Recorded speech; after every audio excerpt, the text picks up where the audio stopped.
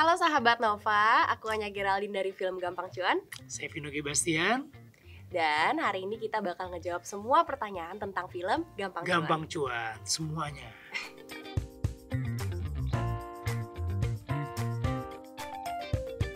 Tentang apa ya?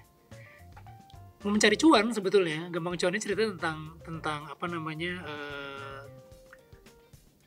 kakak beradik yang emang berusaha untuk mengejar ambisinya masing-masing. Ada anak tengah, ada anak sulung, ada anak paling kecil dengan ambisinya masing-masing. Ada yang mau sekolah, ada yang mau emang eksis aja di ibu kota, dan ada yang memang sebenarnya menjadi tulang punggung keluarga gitu.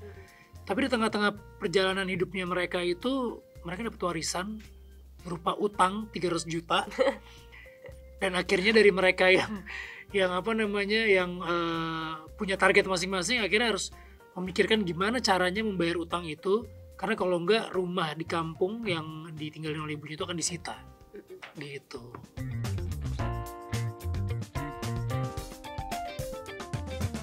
Aku sendiri sebagai Sultan, anak nomor 1. Sultan bisa dibilang tuh kayak apa ya, tumpuan keluarga lah, karena ibunya udah hidup sendiri, bapaknya udah meninggal. Jadi otomatis dia mencari uang di ibu kota untuk menghidupi adiknya yang mau sekolah, menghidupi ibunya, menghidupi pokoknya adik-adiknya. Tapi caranya itu nggak bener. Dia selalu bilang ke keluarganya bahwa dia udah mapan, dia udah kaya. Ternyata bohong gitu. Padahal belum mapan. Bener. Itu Sultan. Kalau Bilqis kerjanya serabutan. Serabutan, gitu ya, bener. Kalau Bilqis tuh anak kedua. Aku awal mulanya itu masih stay di kampung sama mamaku. Mamaku diperanin sama Meriam Bellina. Abis itu masih stay juga di kampung sama adik aku. Adik aku tuh karakternya namanya Aji, tapi nama aslinya Alzi. Nah, pada akhirnya kalau di kampung tuh aku sebagai anak kedua gitu ya, aku kayak punya ambisi bahwa aku tuh ingin membuktikan gitu ke orang tua aku kalau aku tuh juga bisa, karena dia sebagai kakak pertama dikasih izin untuk merantau ke kota gitu, ke Jakarta, dan dikasih kepercayaan. Tapi di kampung tuh aku juga ngerasa enggak kok, gue bisa nih, kayaknya gue bisa nih nyari duit juga gitu, mau ngebuktiin. Apalagi temen-temennya udah pada ke Jakarta semua dan sukses dan gitu ada ya. beberapa, ya adalah satu temen ini yang aku lihat dia ke Jakarta kok duitnya banyak, katanya cuma jualan skincare. Nah, kan tapi lagi tren juga kan skincare sekarang. Iya. Nah, tapi intinya akhirnya aku berhasil dapat izin mama ke Jakarta. Nggak taunya pas di Jakarta ternyata tidak semudah itu.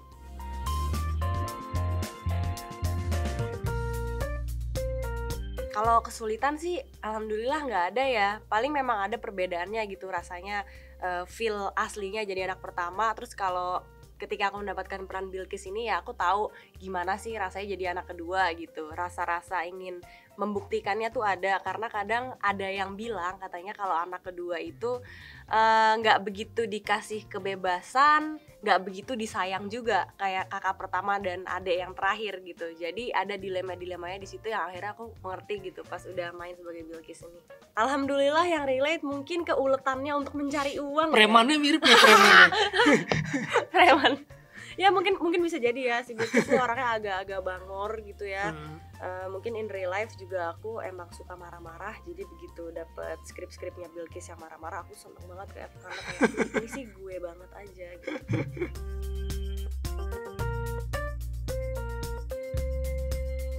Sebenarnya alhamdulillah belum pernah ngalamin situasi seperti Sultan gitu, yang dikejar-kejar debt collector, dikejar utang gitu. Amit-amit ya kak. Amit. Tapi rasanya banyak belajar juga sih dari Sultan, karena gimana pun juga dia walaupun caranya salah tapi dia bekerja keras untuk menghidupi keluarganya gitu.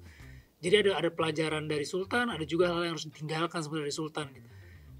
Untuk ngejar ke karakter Sultan, kebetulan Sultan di sini pakai bahasa Sunda walaupun gak semuanya gitu. Nah, ya pasti karena bahasa Sundanya itu juga bukan bahasa dari orang tua, bukan bahasa sehari-hari. Jadi kita ada selama hampir sebulan tuh ada coaching bahasa Sunda. Dan walaupun memang film ini bukan hanya untuk orang Sunda sih, jadi nggak full di film ini pakai bahasa Sunda. Ada yang memang udah dipilih bahasa Sunda full, ada yang dicampur, ada yang memang full bahasa Indonesia, karena kita lebih pengen emosi dan pesan dari adegan-adegan itu tuh nyampe tanpa orang harus ke-distract sama harus baca subtitle dan lain sebagainya. Jadi memang itu udah dikonsepin sih dari awal.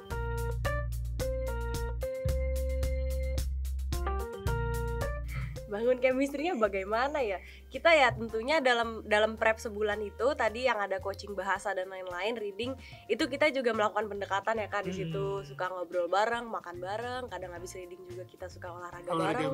Rame-rame sama cast-castnya, sama studio, sama sutradaranya, sama produsernya juga. Jadi emang di luar syuting ya alhamdulillah kita juga emang deket sih gitu. Jadi enak pas syuting. Komunikasinya juga udah enak gitu, santai, cair, dan karena mungkin ini skripnya komedi jadi kita ngakak-ngakak bareng, walaupun sebenarnya kita ngerasa ini sebetulnya lucu tapi gimana ya, lucu gak lucu gitu kan, karena kan situasinya ya, gitu. Jadi kita di sini memang nggak bener-bener, kita nggak melucu sih, kita jadi, bukan melawak sih, cuma situasinya tuh bikin aduh kocak banget deh. Iya gitu. Dan ada adegan-adegan yang fisik, dalam arti bener-bener fisik gitu.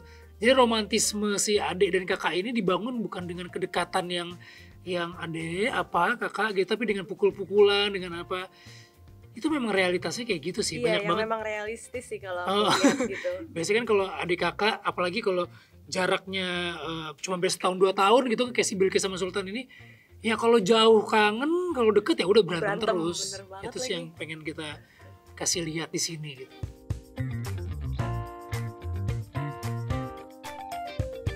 Aku sih, karena kan walaupun dia seumuran tapi Sultan ini tetap ngalah gitu, nggak ngebales, nggak apa. Tapi memang waktu yang scene di luar itu lumayan ya. Yang mana? Yang baru datang tuh lumayan banyak diulang-ulang kan. Oh, yang itu si ya. Anjing. Jadi baru tahu ternyata dia miskin gitu. Karena masalah teknis juga, terus masalah koreografinya, pukulnya di mana, terus dialognya pas. Jadi emang itu teknis banget sih, dan itu lumayan diulang-ulang. Iya, itu yang. Tapi yang banyak biru-birunya dia malah. Sampai biru. Kakak juga tahu, inget nggak waktu kita pas lagi premier kan kemarin aku nonton, ada scene kita lagi di kontrakan itulah, kita lagi duduk begini nih.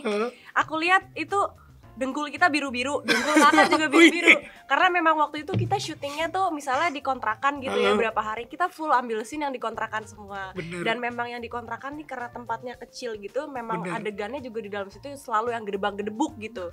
Jadi kayak itu kaki udah pada biru-biru, ya udahlah nggak apa-apa, real tuh kelihatannya. KDRT nih, kekerasan dalam rumah, KDRK kayak kekerasan dalam rumah kontrakan.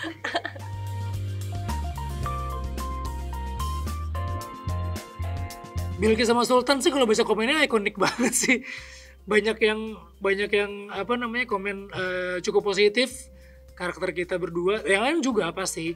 Dan buat saya pribadi, kalau saya ngelihat hampir nggak ada karakter di film ini yang jadi sia-sia gitu. Jadi mulai dari karakter utama sampai karakter yang paling kecil sekalipun, semuanya benar-benar stand out lah. Semuanya benar-benar berperan banget di film ini. Seneng banget saya assemble cast-nya tuh. Oke banget ya. Iya, aku juga gitu. Kayak ngerasa maupun perannya sekecil apapun, tetap pasti ada peranannya deh di scene itu gitu. Entah dia lagi nongol terus lucu banget atau apa, pokoknya bener-bener work semua, dan alhamdulillah sih. Wah, banyak sih. Lagi. Aku sih banyak banget ya. Scene sama Bilqis itu udah pasti favorit gitu. Scene ending favorit, makanya harus lihat scene ending. Iya, scene ending kita. Ya, aku juga scene ending itu juga salah satu scene favorit aku ya, karena memang kita ini kan filmnya komedi, tapi memang di ending itu ada twistnya ya. Iya. Ada membawa kayak rasa-rasa haru, ada sedihnya juga, yang dari awal kalian tuh nontonnya ngakak-ngakak, ketawa-ketawa, tapi ternyata akhirnya tuh bisa ngebikin kalian nangis. Karena kemarin beberapa kali kita screening tuh ada yang nangis nonton endingnya. Terus pas premier juga kayaknya ada aku dengar gitu-gitu. Jadi kayak seneng banget nih film, berarti bener-bener disukain dapet lah. Maksudnya di harunya ada, sisi edukasinya juga ada, karena di sini adalah kita mau menyelipkan tentang literasi keuangan yang hampir jarang banget ada di film Indonesia gitu. Kan banyak banget tren anak sekarang tuh yang pengen nyari duit cepet, main saham kan, trading gitu. Tiba-tiba udah sibuk sama handphonenya, udah bukan main game lagi tuh, tapi udah trading gitu. Mereka udah sama. Nah, di sini nih kita pengen ngambil fenomena itu, dan waktu beberapa kali screening, dan ternyata itu memang sangat relate sama anak-anak sekarang.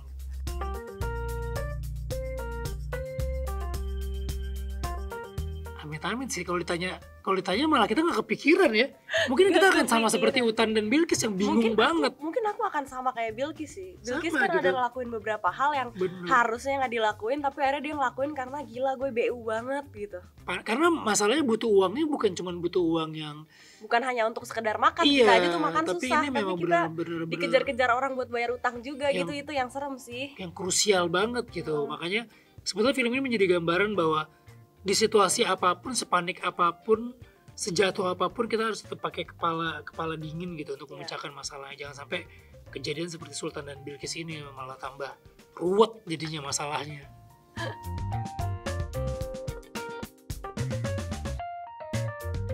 Kenapa harus nonton film ini? Karena menurutku personally ini adalah salah satu film feel good movie gitu ya. Jadi kalau kita habis nonton tuh rasanya keluar bioskop tuh kayak hati tuh warm gitu. Iya. Dan ini kan ada nilai-nilai kekeluargaannya dibungkus dengan komedi yang sangat lucu. Plus di akhirnya juga dia ini ada tentang literasi finansial. Jadi kalian juga bisa ya sedikit-sedikit lah belajar dari sini, ada Iya. manfaatnya gitu. Dan ya mungkin ini akan menjadi pilihan warna lain di bioskop dari genre yang sekarang lagi banyak gitu. Dan film ini juga cukup horor sih.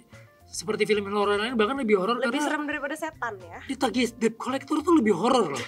Bener, kalau misalnya ini bisa baca doa gitu, ini nggak bisa baca doa gitu karena masalahnya orangnya tuh ada di depan kita gitu. Dibacain doang nggak pergi ya. Nggak pergi gitu, baru dikasih uang baru dia pergi. Masalahnya uangnya nggak ada gitu kan. Ya itulah pokoknya tonton aja film Gampang Cuan mulai tanggal 16 November 2023. Film yang